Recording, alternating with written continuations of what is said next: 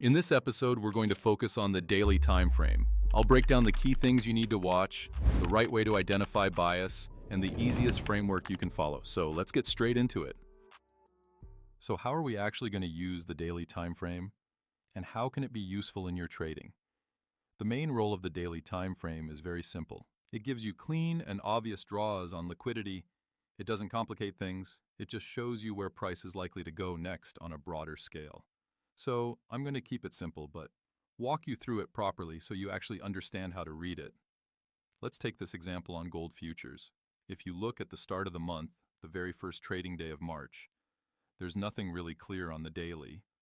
The candle is just consolidating. There's no strong direction, no clear bias. So at this point, you don't force anything. Maybe you can find something on lower time frames, but the daily itself is not giving you anything useful. Now look at the next day. What do we get? We get a strong bearish candle. That one candle alone tells you a lot.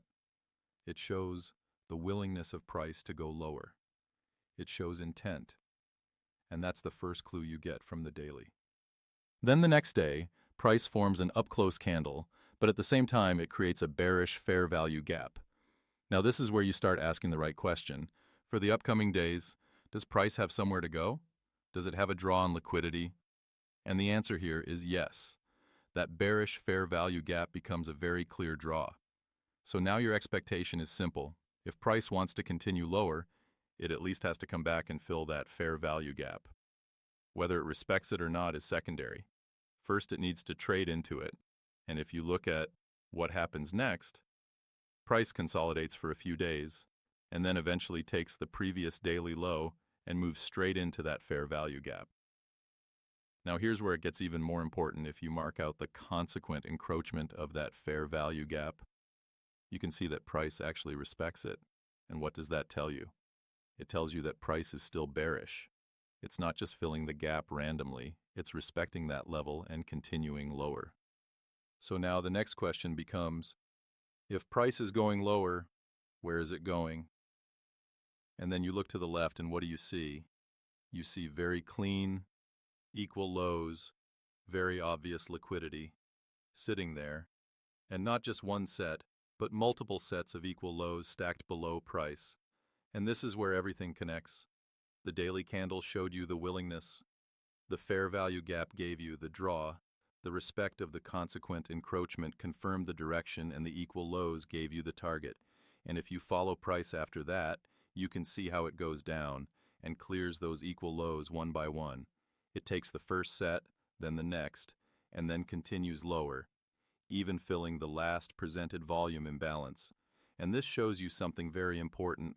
When price is in a trend, it doesn't just move randomly. It goes and clears all the liquidity and inefficiencies in that direction. It finishes the business in that direction. So that is how you use the daily time frame. You're not using it for entries. You're using it to understand intent, to identify draws on liquidity, and to build your bias. And then you drop down to lower time frames to actually execute your trades based on that narrative. So that's how you use the daily time frame the right way. Not to overcomplicate things, not to force entries, but to clearly understand where price is likely to go. Once you start focusing on the willingness of price, the draws on liquidity, and how price reacts to PD arrays, everything becomes much more clear and structured.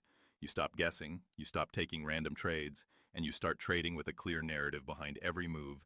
Combine this with your lower time frame execution, and you'll see a big difference in your consistency. If you found this helpful, make sure to like and subscribe, and I'll see you in the next one.